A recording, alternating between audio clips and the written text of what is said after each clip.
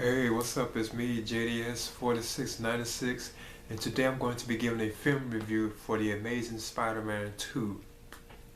And this is the second film in the rebooted Spider-Man film franchise. And as you can see, this particular version I have was like the Blu-ray, and it had Spider-Man on the cover. And on the back you had the villain of the film, who was Electro, played by Jamie Foxx. Now, already I could tell at this point that this film will be considered kind of like similar to like the Batman and Robin film, like the fourth film in the original like Batman film franchise. Like everybody just like hated it and everybody degraded it and stuff. I could tell already that I believe this one will become like the film that they would just like downgrade as far as like Spider-Man films go, you know. But they're still trying to be a decent film, you know, like another just great Spidey film basically. Well, this film it picks up kind of right after the events of the first one, you know. Like in Peter Parker and Gwen Stacey, they're still having like conflicts in their relationship. You know, he doesn't really want to be with Gwen Stacey, you know. And at the same time, she kind of wants to be with him. But you remember Captain Stacy from the first one, you know, he had passed away, you know. And this is all part of like the tragic storyline that occurred in the comic books, you know, the Amazing Spider-Man comic books or Spider-Man comic books in general. So like Peter Parker, he instead like pushing her away, you know. He doesn't want to be with her basically because of her father saying that she didn't want him to be with him, you know. And at the same time, you also have like the Osborns like story, like their story being kind of retold, and that was kind of, you know, we didn't have to really see that again, you know.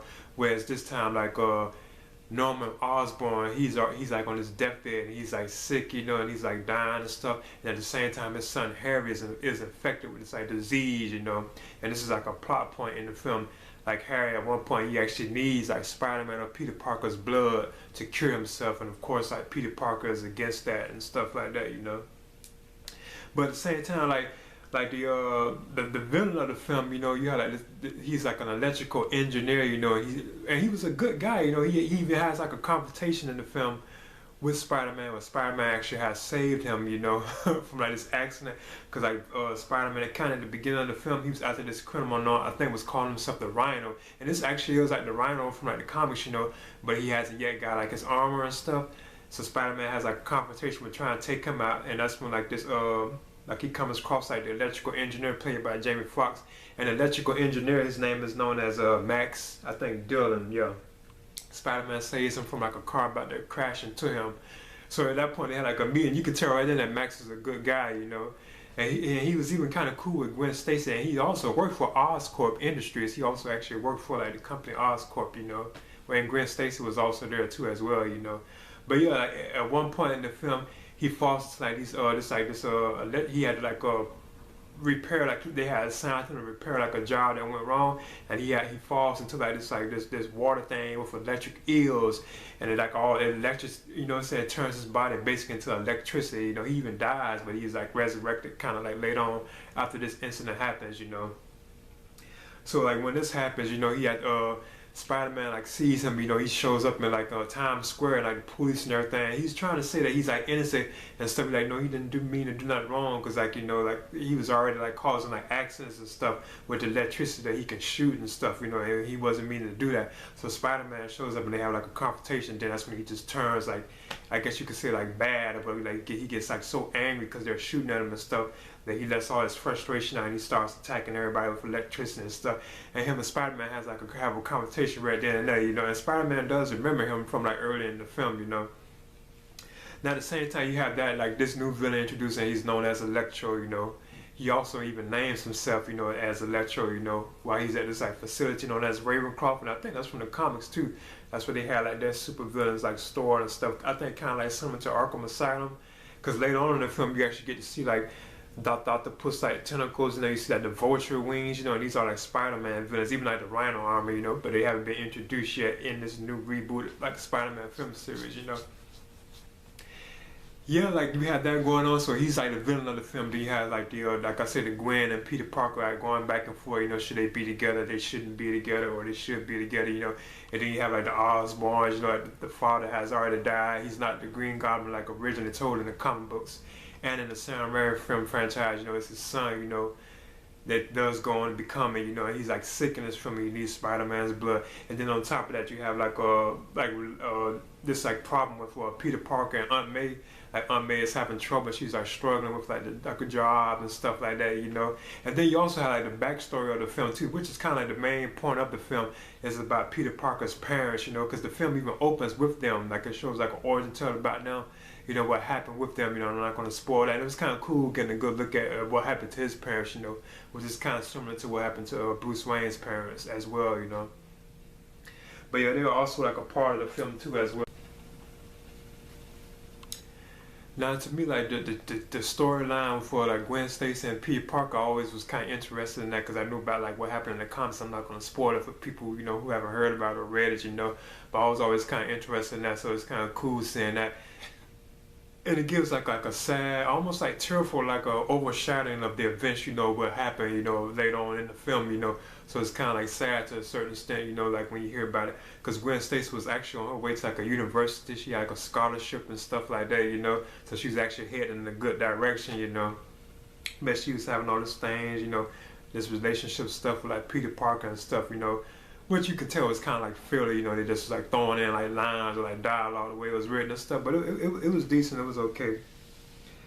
But yeah, you also have, in general, you know, I thought this was a good Spider-Man like film, you know, a decent film, you know. It had like the usual, like say you had Stan Lee cameo appearance kind of at the beginning when they was at the graduation, you know. And plus,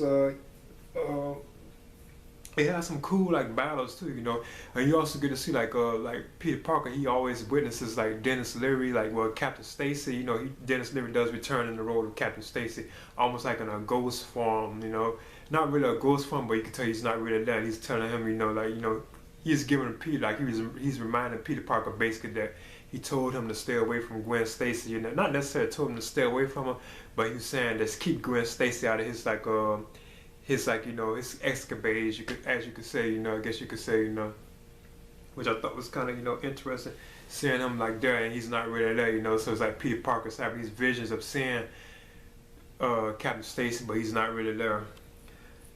But yeah, I thought this film, I think. Oh yeah, and as you can see, I had all of them too. I had all these, 1 and 2. And like the other, you know, the other 3 Spider-Man films I had all of them. I'm a Spider-Man's he's my second favorite hero after Batman, you know, so yeah. I had all these, as you can see.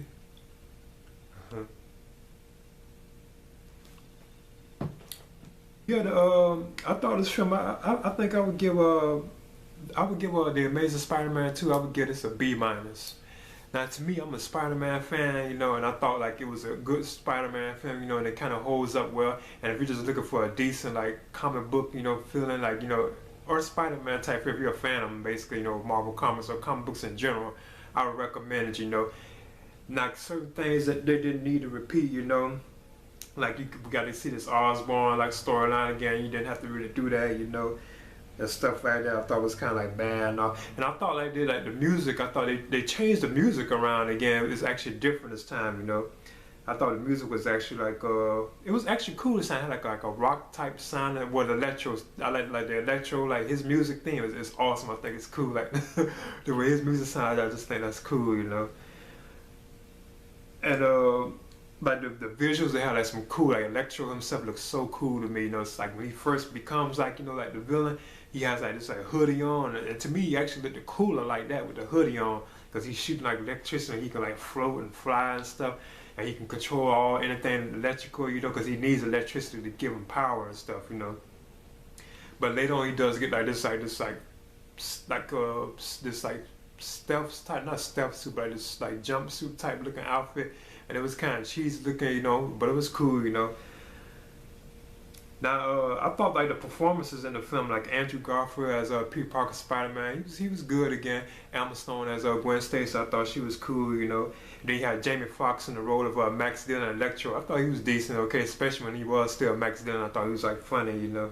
Then you have Paul Giamatti as the Rhino. I thought he was kind of decent and cool. And I thought Sally Field was interesting as Aunt May. And again, I liked it that she wasn't so old, you know. She was just like kind of like, she was like she was kind of up in her age, but she wasn't old as like the previous like Aunt Mays that we really really know whatever.